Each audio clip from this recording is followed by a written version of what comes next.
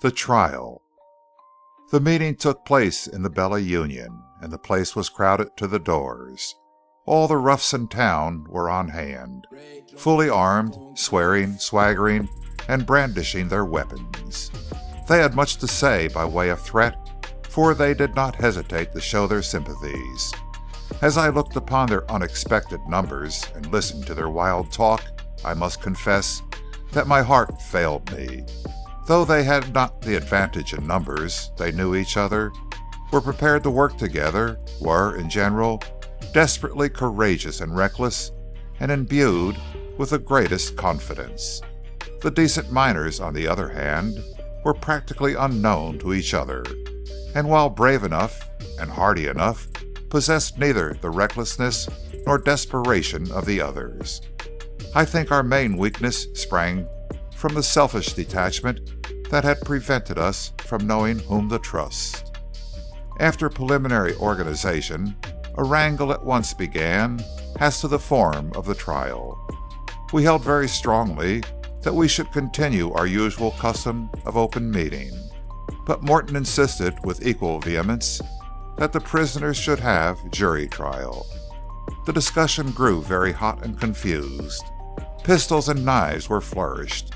The chair put the matter to a vote, but was unable to decide from the yells and howls that answered the question which side had the preponderance. A rising vote was demanded. "Won't they attempt a rescue?" I asked of Danny Randall. "Under cover of the pandemonium, they could easily fight their way free." He shook his head. "That would mean outlawing themselves. They would rather get clear under some show of law. Then they figure to run the camp." The vote was understood to favor a jury trial. "That settles it," said Danny. "The poor damn fools." "What do you mean?" I asked him. "You'll see," said he. In the selection of the jury we had the advantage. None of the roughs could get on the panel to hang the verdict, for the simple reason that they were all too well known. The miners cautiously refused to endorse anyone whose general respectability was not known to them. I found myself one of those selected. A slight barrier, consisting of a pole thrown across one corner of the room, set aside a jury box. We took our places therein. Men crowded to the pole, talking for our benefit, cursing steadily, and uttering the most frightful threats. I'm not going to describe that most turbulent afternoon. The details are unessential to the main point, which was our decision. Counsel was appointed by the court from among the numerous ex-lawyers. The man who took charge of the defense was from New York, and had served some 10 years in the profession before the gold fever took him. I happen to know that he was a most sober-minded, steady individual, not at all in sympathy with the rougher elements, but, like most of his ilk, he speedily became so intensely interested in plying his profession that he forgot utterly the justice of the case.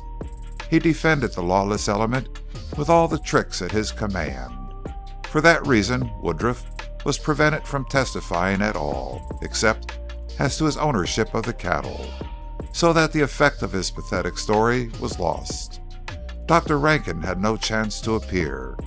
This meeting should have marked the awakening of public spirit to law and order, and if all the elements of the case had been allowed to come before the decent part of the community in a common-sense fashion, I'm quite sure it would have done so. But two lawyers got interested in tangling each other up with their technicalities, and the result was that the real significance of the occasion was lost to sight.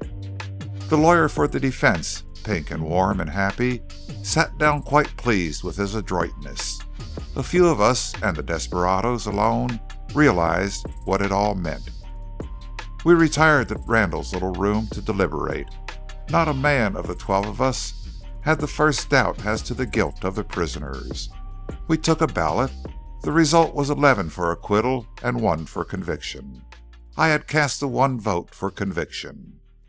We argued the matter for 3 hours. "There's no doubt the men are guilty," said one.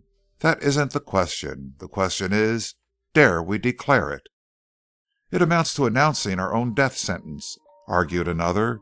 "Those fellows would stand together, but who of the lot would stand by us? Why, we don't even know for sure who would be with us."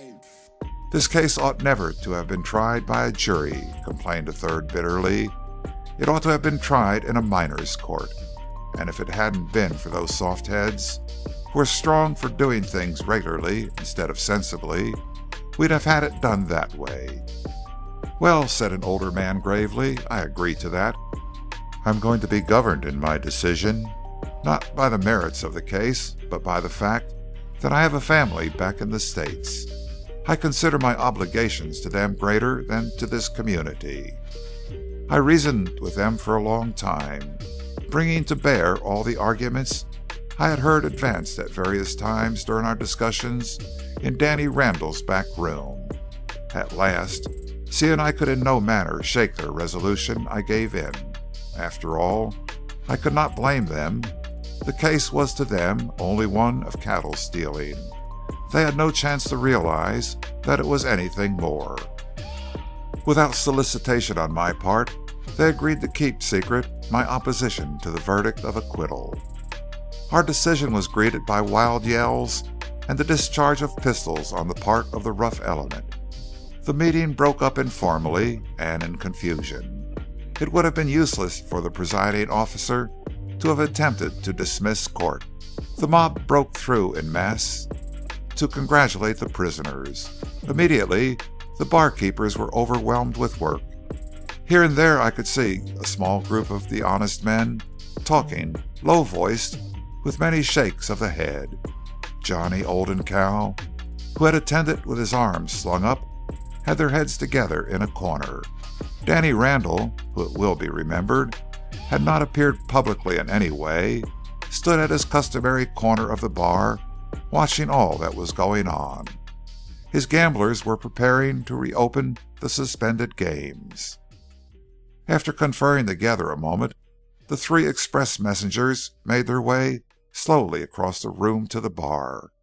I could not see exactly what happened, but heard the sudden reverberations of several pistol shots.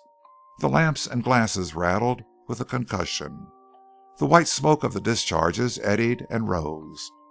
An immediate dead silence fell, except for the sounds made by the movements of those seeking safe places. Johnny and his two friends, shoulder to shoulder, backed slowly away toward the door. Johnny and Old presented each two pistols at the group around the bar, while Cal, a revolver in his well hand, swept the muzzle slowly from side to side. Nobody near the bar stirred. The express messengers backed to the door. "Keep your heads inside," warned Johnny clearly. On the words, they vanished. Immediately pandemonium broke loose. The men along the bar immediately became very warlike, but none of those who brandished pistols tried to leave the building. From the swing and sway of the crowd, the babble of yells, oaths, threats, and explanations, I could make nothing. Danny Randall alone, of all those in the room, held his position unmoved. At last a clear way offered, so I went over to him. "What happened?" I shouted at him through the din.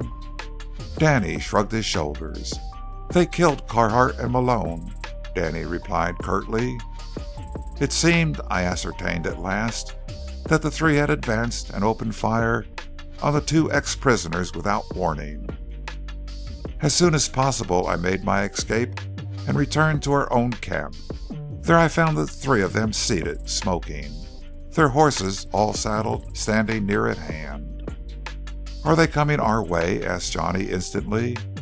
I told them that I had seen no indication of a mob. "But why did you do it?" I cried. "It's an open challenge. They'll get you boys now, sure." "That remains to be seen," said Johnny grimly, "but it was the only thing to do. If Carhart and Malone had ever been given time to report on our confab the other evening, you and Danny Randall and Dr. Rankin would have been marked men. No one knows of your connection with this matter. But they'll be after you." "They were after us in any case," Johnny pointed out.